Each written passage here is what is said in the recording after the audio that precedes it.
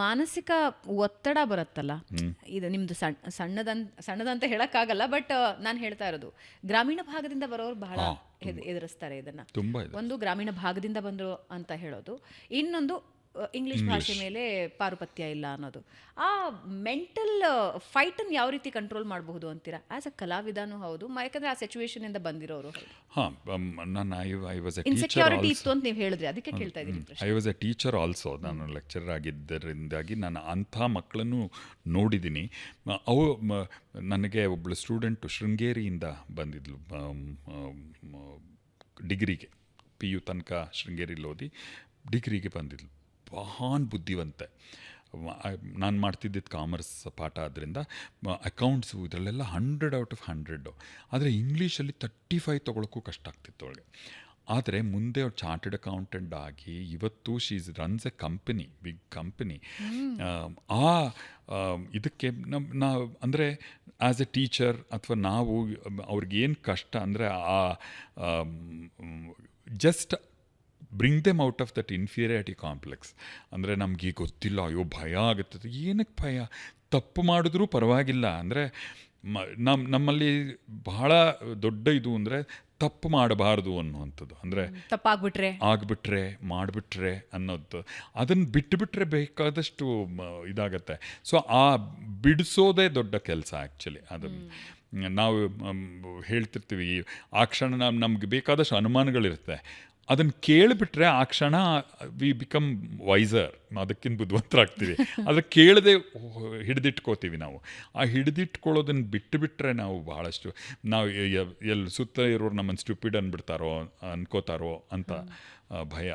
ಆ ಭಯದಿಂದ ಆಚೆ ಬಂದರೆ ರಿಯಲಿ ಸಾಧಿಸ್ಬೋದು. ಓಕೆ.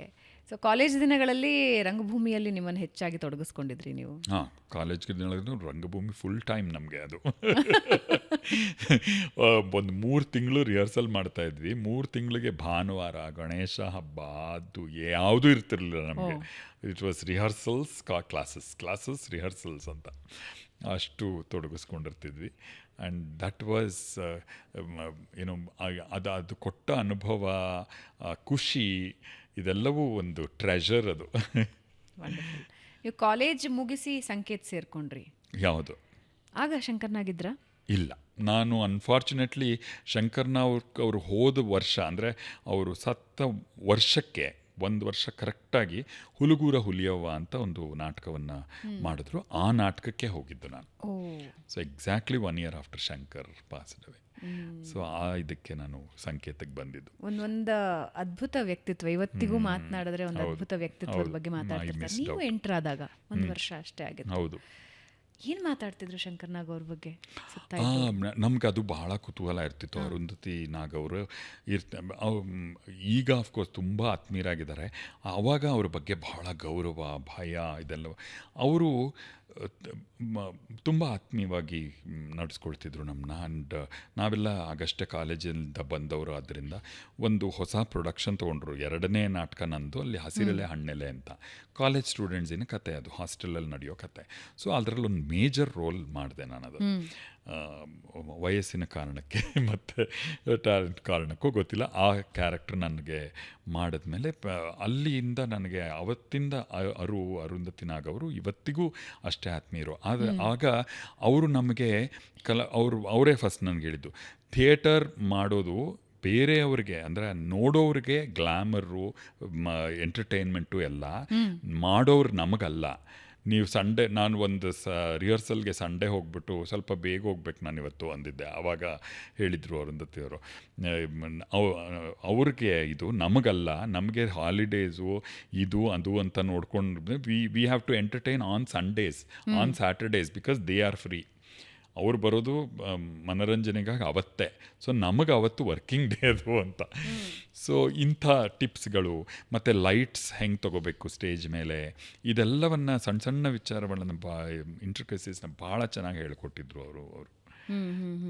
ಆದರೆ ಶಂಕರ್ನಾಗ್ ಅವರ ಥಿಯೇಟರ್ ಲವ್, ನನಗೆ ಶಂಕರ್ನಾಗ್ ಅವರ ಆಲೋಚನೆಗಳ ಬಗ್ಗೆ ಯೋಚನೆ ಮಾಡಿದಾಗ ನನಗೆ ಆಶ್ಚರ್ಯನೇ ಅಂತ ಅನಿಸುತ್ತೆ. ನೋಡಿ ಸ್ವಾಮಿ, ನಾವಿರೋದೇ ಹೀಗೆ ಅಂತ ಹೇಳ್ತಾರೆ, ಒಂದು ಮುತ್ತಿನ ಕಥೆ ಅಂತ ಮಾತನಾಡ್ತಾ ಹೋಗ್ತಾರೆ, ಮತ್ತೊಂದು ಕಡೆ ಗೀತಾ ಅಂತ ಬರ್ತಾರೆ. ಅಂದರೆ ನಾವು ಯೂಶಲಿ ಏನು ಮಾಡ್ತೀವಿ ಅಂದರೆ ಡೈರೆಕ್ಟರ್ನ ಒಂದು ಮುಖ ನೋಡ್ತಾ ಇರ್ತೀವಿ, ಬಟ್ ಶಂಕರ್ ನಾಗ್ ಅವರ ಆಲೋಚನೆಗಳು ಯಾವ್ಯಾವ ಕಡೆ ಹೋಗ್ತಾ ಇದ್ವು ಅನ್ನೋದು ಆಶ್ಚರ್ಯ. ಕೆಲವರಿಗೆ ಆ ಶಕ್ತಿ ಇರುತ್ತೆ ಅನ್ಸುತ್ತೆ. ಬಹುಶಃ ಅದಕ್ಕೆ ಅವ್ರಿಗೆ ಇರೋದೇ ಕಡಿಮೆ ಟೈಮ್ ಅನ್ನೋ ಕಾರಣಕ್ಕೂ ಏನೋ ಗೊತ್ತಿಲ್ಲ, ಅವರು ಏನು ಯೋಚನೆ ಮಾಡ್ತಾರಲ್ಲ ಅದರಿಂದ ಹಿಂದೆ ಸರಿಯೋದೇ ಇಲ್ಲ. ಅವರು ಆ ಕ್ಷಣ ಆ ಥಟ್ ಅಂತ ಮಾಡಿಬಿಡ್ಬೇಕು ಅನ್ನೋದಕ್ಕೆ ಹೊರಡ್ತಾರಲ್ಲ, ಆ ಬಿರುಸು ಅಂದರೆ ಆ ಸ್ಪೀಡ್ಗೆ ಭಾಳ ಆಶ್ಚರ್ಯ ಆಗುತ್ತೆ. ಅವರು ಯಾವುದೋ ಒಂದು ಲವ್ ಸ್ಟೋರಿ ನೋಡಿ ಮಾಡಿಬಿಡ್ಬೇಕು ಅಂತ ಹೊರಡೋದು ಇದೆಯಲ್ಲ, ಆಮೇಲೆ ಇನ್ಯಾವುದೋ ಒಂದು ಆಕ್ಸಿಡೆಂಟ್ ಅಂತ ಒಂದು ಕತೆ ಹೊಳೆದಾಗ ಆ ಥರದ್ದು ಮಾಡಿಬಿಡ್ಬೇಕು ಅಂತ ಮಾಲ್ಗುಡಿ ಡೇಸಿನ ಕ್ಯಾನ್ವಸ್ನ ಯೋಚನೆ ಮಾಡೋದಿದೆಯಲ್ಲ, ಆವಾಗ television was not even N industry. And concept also ಹೌದು, ಒಂದು ಮಾಲ್ಗುಡಿಯನ್ನು ಸೃಷ್ಟಿಸಬಹುದು ನಾನು ಆಗುಂಬೆಗೆ ಹೋಗ್ಬಿಟ್ಟು ಅಂತ ಅದನ್ನು ನೋಡ್ಕೊಂಡು ಬಂದು ಜಾನ್ ದೇವರಾಜ್ ಅಂತ ಆರ್ಟ್ ಡೈರೆಕ್ಟರ್ಗೆ ಅಲ್ಲೊಂದು ಇದನ್ನು ಮಾಡು, ಇದಕ್ಕಲ್ಲಿ ಒಂದು ಆ ಕಾಸ್ಟ್ಯೂಮ್ಸನ್ನು ಎಲ್ಲ ತಂದು ಗುಡ್ಡೆ ಹಾಕು. ಅಲ್ಲೇ ನನ್ನ ಅದೃಷ್ಟ ಏನಂದರೆ ಆ ಅನುಭವಗಳನ್ನೆಲ್ಲ ಹೇಳೋರು ನನ್ನ ಸುತ್ತ ಇದ್ದರು. ಕಾಸ್ಟ್ಯೂಮ್ಸ್ ಮಾಡಿದ ಸುಂದರಶ್ರೀ ಅವರಾಗಿರ್ಬೋದು, ಇವರೆಲ್ಲರೂ ನಾವು ಹಿಂಗೆ ಓಡಾಡ್ತಿದ್ವಿ ಆಗುಂಬೆ ತುಂಬ. ಯಾವಾಗ ಅಂದರೆ ಅವಾಗ ಕಾಸ್ಟ್ಯೂಮ್ ಹಾಕೊಂಡು ಓಡಾಡ್ತಿದ್ವಿ. ಆ ಶಾರ್ಟಿಗೆ ಬೇಕು ಅಂದರೆ ಹಿಂದೆ ಪಾಸ್ ಆಗೋಕ್ಕೂ ನಾವೇ ಇರ್ತಿದ್ವಿ, ಇನ್ನೊಂದರಲ್ಲಿ ಮೇನ್ ರೋಲ್ ಮಾಡೋಕ್ಕೂ ನಾವೇ ಇರ್ತಿದ್ವಿ ಅಂತ. ಇದೆಲ್ಲವೂ ಕೇಳಿದಾಗ ಒಂದು ದೊಡ್ಡ ಫ್ಯಾಂಟಸಿ ಅಂತ ಅನ್ಸುತ್ತೆ. ಆ ಕಾಲಕ್ಕೆ ಒಂದು ದೊಡ್ಡ ಸ್ಟುಡಿಯೋ ಇರಲಿಲ್ಲ. ಈಗ ಯಾವುದು ನಮ್ಮ ರಾಮೋಜಿ ಸಿಟಿ ಅಂಥದ್ದಾಗಲಿ. ಸೊ ಇದನ್ನೆಲ್ಲ ಅವರು ಅಲ್ಲೇ ಆನ್ ದ ರಿಯಲ್ ಪ್ಲೇಸ್ನಲ್ಲಿ ಸೃಷ್ಟಿಸಿದ್ರು ಅನ್ನೋದು. ಚೆನ್ನೈನಲ್ಲಿ ಡಬ್ಬಿಂಗ್ ಮಾಡಬೇಕು ಅಂದ್ರೆ ಚೆನ್ನೈಗೆ ಹೋಗ್ತಿದ್ದ, ಅದನ್ನ ಸಂಕೇತ ಅದನ್ನ ತಗೊಂಡ್ಬಂದಿದ್ದ ರೀತಿ, ಅದಕ್ಕೆ ಪಟ್ಟು ಕಷ್ಟ, ಅದಕ್ಕೆ ಕೂಡ ಹಾಕಿದ ದುಡ್ಡು, ಅಮೇಝಿಂಗ್ ಅನ್ಸುತ್ತೆ. ಶಂಕರ್ ನಾಗ್ ಅವರ ದೃಷ್ಟಿಕೋನ ಹೆಂಗಿತ್ತು ಜೀವನದ ಬಗ್ಗೆ ಅಂತ. ನಾನು ಇತ್ತೀಚೆಗೆ TVK ಪಕ್ಷದ ಯಶಸ್ಸನ್ನ ನಾವೆಲ್ಲರೂ ನೋಡ್ತಾ ಇದ್ವಿ. ಹೀಗೆ ನನ್ನ ಆಲೋಚನೆಯಲ್ಲಿ ಒಂದು ಬಂತು, ಈಗ ಅಫ್ಕೋರ್ಸ್ ಸೋಷಿಯಲ್ ಮೀಡಿಯಾದಲ್ಲಿ ಓಡಾಡ್ತಾರೆ, ಈಗ ಯಾರು ಆ ರೀತಿ ಒಂದು ಯಶಸ್ಸನ್ನು ಗಳಿಸಬಹುದು ಅಂತ. ಕರ್ನಾಟಕದ ಪಾಲಿಗೆ ನಟರಿಗೆ ಅಷ್ಟು ದೊಡ್ಡ ಯಶಸ್ಸು ಇದುವರೆಗೂ ಸಿಕ್ಕಿಲ್ಲ. ಅಂದರೆ ಒಂದು ಇಡೀ ಪಕ್ಷನ ಕಟ್ಟಿ ಅಧಿಕಾರಕ್ಕೆ ತರೋದು. ಬಹುಶಃ ಶಂಕರ್ ನಾಗ್ ಅವ್ರು ಇದ್ದಿದ್ರೆ ಆಗ್ತಿತ್ತ ಅದು? ಅವರು ಆ ಥರ ಒಂದೇ ಒಂದು ಕ್ಷೇತ್ರಕ್ಕೆ ಇಡೀ ಮೀಸಲಾಗಿಟ್ಟು ಮೆತ್ಕೊಳ್ಳೋರು ಆಗಿದ್ರು ಅಂತ ನಂಗೆ ಅನಿಸಲ್ಲ. ಯಾಕಂದರೆ ಅವರು ಸಿನಿಮಾದಲ್ಲೇ ಎಷ್ಟೇ ದೊಡ್ಡ ಸ್ಟಾರ್ ಆದರೂ ನಾಟಕಗಳು ಮಾಡ್ತಾಯಿದ್ರು. ಥರ್ಡ್ ಬೆಲ್ ಹೊತ್ತಿಗೆ ಬರ್ತಾಯಿದ್ರು ಅವರು. ಯಾವುದಕ್ಕಾಗಿ ಯಾವಾಗಲೂ ಅರುಂಧತಿ ಅವ್ರ ಹತ್ರ ಬಯಸ್ಕೊತಾ ಇದ್ರಂತೆ. ಸೆಕೆಂಡ್ ಬೆಲ್ ಆದರೂ ಅವ್ರು ಬಂದೇ ಇರ್ತಿರ್ಲಿಲ್ಲ, ಬಿಕಾಸ್ ಶೂಟಿಂಗ್ ಮುಗಿಸಿ ಬರಬೇಕಲ್ಲ ಅವರು. ಸೆಕೆಂಡ್ ಬೆಲ್ ಮಾಡಿದ್ರು ಬಂದಿರಲ್ಲ, ನೀನು ಏನು ಡಿಸಿಪ್ಲಿನ್ ಆ್ಯಕ್ಟ್ರು ನೀನು ಅಂತ ಅರುಂಧತಿ ಅವ್ರ ಹತ್ರ ಬಯಸ್ಕೊತಾ ಇದ್ರಂತೆ. ಸೊ ಇದೆಲ್ಲ ಕೇಳಿದಾಗ ಅವರು ನಾಟಕನ ಬಿಟ್ಟು, ಸಿನಿಮಾ ಮಾಡೋದನ್ನು ಬಿಟ್ಟು, ಇದನ್ನೆಲ್ಲ ಬಿಟ್ಟು ರಾಜಕೀಯವಾಗಿಯೇ ನಾನು ಪೂರ್ತಿ ತೊಡಗಿಸ್ಕೊಳ್ತೀನಿ ಅಂತ ಅವರು ಅಲ್ಲ ಅಂತ ಅನಿಸುತ್ತೆ. ಐ ಡೋಂಟ್ ನೋ, ಬಿಕಾಸ್ ನಾವು ಭೇಟಿನೇ ಆಗಿಲ್ಲ. ರಾಜಕೀಯದಲ್ಲೂ ಇದ್ದರೂ ಕೂಡ ಭಾಳ ಸಕ್ರಿಯವಾಗಿ ಇದ್ದಂಥವ್ರು ಅವರು. So he was into politics, but ಯಾವುದನ್ನು ಅವರು ಅಂದರೆ he was so diversified, so multi tasking. ಒಂದು ಕ್ಷೇತ್ರಕ್ಕೆ ಅವರನ್ನು ಅವರು ಕಟ್ಟಾಕೋತಾ ಇರಲಿಲ್ಲ ಅಂತ ಅನ್ಸುತ್ತೆ. ಯಾಕೆಂದರೆ ನಾನು ಯಾಕದಕ್ಕೆ ಹೇಳ್ತಿದ್ದೀನಿ ಅಂದರೆ ನನ್ನದು ಅದೇ ಇರ್ತಿದೆ. ನಾನು ಅಲ್ಲಿ ಕಾಲೇಜಲ್ಲಿ ಪಾಠ ಮಾಡ್ತಿದ್ದೆ, ಇಲ್ಲಿ ನಾಟಕ ಮಾಡ್ತಿದ್ದೆ, ಇಲ್ಲಿ ಸೀರಿಯಲ್ ಮಾಡ್ತಿದ್ದೆ, ಅಲ್ಲಿ RJ ಆಗಿದ್ದೆ ಒಂದು ವರ್ಲ್ಡ್ ಸ್ಪೇಸ್ ಅನ್ನೋ ಒಂದು ರೇಡಿಯೋ ಸ್ಟೇಷನಲ್ಲಿ. ಇದು ಯಾವುದಾದ್ರೂ ಒಂದು ಬಿಟ್ಟಿದ್ರು ಒಂದೇ ಕ್ಷೇತ್ರದಲ್ಲಿ ಇದ್ದಿದ್ರೆ ಇನ್ನೂ ಹೆಚ್ಚಿಂದ ಮಾಡ್ಬೋದಿತ್ತು ಅಂತ ಯಾವಾಗಲೂ ಹೇಳ್ತಾರೆ ನನ್ನ ಫ್ರೆಂಡ್ಸು. ಆದರೆ ನಿಮಗೆ ಅನಿಸಿದ್ಯಾ ಹಾಗೆ ಯಾವುದೋ ಒಂದೇ ಒಂದು ವಿಷಯದಲ್ಲಿ ನಾನು ಫೋಕಸ್ ಮಾಡಿದಿದ್ರೆ ಇನ್ನೂ ಆಗ್ತಿದ್ನೇನೋ, ಆ ಒಂದು ಕ್ಷೇತ್ರದಲ್ಲಿ ಆಗ್ತಿದ್ನೇನೋ, ಬಟ್ ನಾನು ಇಷ್ಟೆಲ್ಲ ಮಾಡ್ತಿದ್ದೀನಲ್ಲ, ಇಟ್ ಇಸ್ ಫೈನ್. ನನಗೆ ನನ್ನ ಕಾಲೇಜಲ್ಲಿ ಪಾಠ ಮಾಡಿದ್ರಿಂದ ನನಗೊಂದು ದೊಡ್ಡ ವಿದ್ಯಾರ್ಥಿ ಬಳಗ ಇದೆ, ದೊಡ್ಡ ವಿದ್ಯಾರ್ಥಿ ಬಳಗ. ಇವತ್ತಿಗೂ ಅವರು ಪಾಸ್ ಔಟ್ ಆಗಿ 15-25 ವರ್ಷ ಆದ್ರೂ ಇವತ್ತಿಗೂ ನನ್ನ ಟಚ್ಚಲ್ಲಿದ್ದಾರೆ. ಇವತ್ತು ಏನಿಲ್ಲದಿದ್ದರೂ ಸೆಪ್ಟೆಂಬರ್ 5th ಫೋನ್ ಮಾಡಿ ಹ್ಯಾಪಿ ಟೀಚರ್ಸ್ ಡೇ ಅಂತಾರೆ. ಅವ್ರ ಬದುಕಲ್ಲಿ ಏನಾಗ್ತಿದೆ ಅಂತ ನನಗೆ ಗೊತ್ತಿದೆ, ನನಗೇನಾಗ್ತಿದೆ ಅಂತ ಅವ್ರಿಗೆ ಗೊತ್ತಿದೆ. ಆ ಥರದ ಒಂದು ದೊಡ್ಡ ವಿದ್ಯಾರ್ಥಿ ಬಳಗ ಇದೆ. TV ಕ್ಷೇತ್ರದಲ್ಲಿ ಒಂದಷ್ಟು ಮಾಡಿದ್ದೀನಿ, ಬರೆದಿದ್ದೀನಿ, ಆ್ಯಕ್ಟ್ ಮಾಡಿದ್ದೀನಿ. ಅಲ್ಲೇನಾದರೂ ಆದರೆ ನಾನು ಒಂದು ವಾಯ್ಸ್ ಹೇಳುವಷ್ಟು ವಾಯ್ಸ್ ಇದೆ.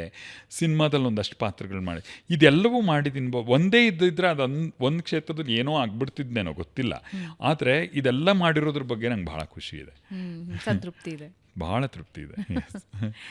ಕಿರುತೆರೆ ಮತ್ತು ಹಿರಿತೆರೆಗೆ ಎಂಟ್ರ್ ಆಗ್ತಾ ಆಗ್ತಾ ಎಲ್ಲರ ಆಸೆ ಇರುತ್ತೆ ಹೀರೋ ಪಾತ್ರಗಳು ಹೆಚ್ಚು ಮಾಡಬೇಕು ಅಂತ. ನಿಮಗೆ ನನಗೆ ಅನಿಸ್ಲಿಲ್ಲ, ನಾನೊಬ್ಬ ಹೀರೋ ಅಂತಲೇ ಅನಿಸಿಲ್ಲ ನನಗೆ ಯಾವತ್ತಿಗೂ.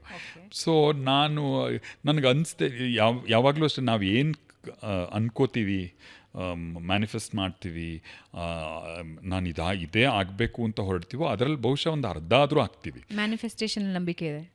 ನಂಬಿಕೆ ಅಂತ ಏನಿಲ್ಲ ನನಗೆ. ಅಂದರೆ ಮ್ಯಾನಿಫೆಸ್ಟ್ ಅಂತೂ ಮಾಡ್ತೀವಲ್ವ, ಇದಾಗಲೇಬೇಕು ಅಂತ ಆದ್ರೆ ಹೊರಟಾಗ ಆಗ್ತೀವಿ ನಾವು. ಅದೇನಾದರೂ ಅಲ್ಲಾಗದೇ ಇದ್ರು you dream to be on moon, at least you will end up on stars ಅಂತಾರಲ್ಲ, ಆ ಥರ ನಾನು ದೊಡ್ಡ ಸೂಪರ್ ಸ್ಟಾರ್ ಆಗಬೇಕು, ರಜನಿಕಾಂತೆ ಆಗಕ್ಕೆ ಹೊರಡ್ತೀನಿ ಅಂತಂದು ಇನ್ನೇನೋ ಒಂದು ಆಗ್ಬೋದು.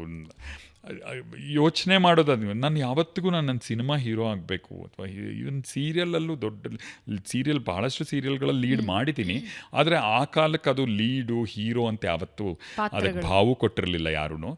ಪಾತ್ರಗಳಾಗಿದ್ವು ಆ ಕಾಲಕ್ಕೆ, ಅವೆಲ್ಲ ಹಾಗೇ ಇದ್ವು. ಸೊ ಅಂದ್ಕೊಳ್ಳೇ ಇಲ್ಲ ನಾನು ಆಗಬೇಕು ಅಂತ. ಸೊ ಆಗಲೂ ಇಲ್ಲ ಅಂತ ಅನ್ಸುತ್ತೆ. ಅದ್ರ ಬಗ್ಗೆ ಹೆಚ್ಚಿನ ಫೋಕಸ್ ಇರಲೇ ಇಲ್ಲ ಯಾವತ್ತಿಗೂ.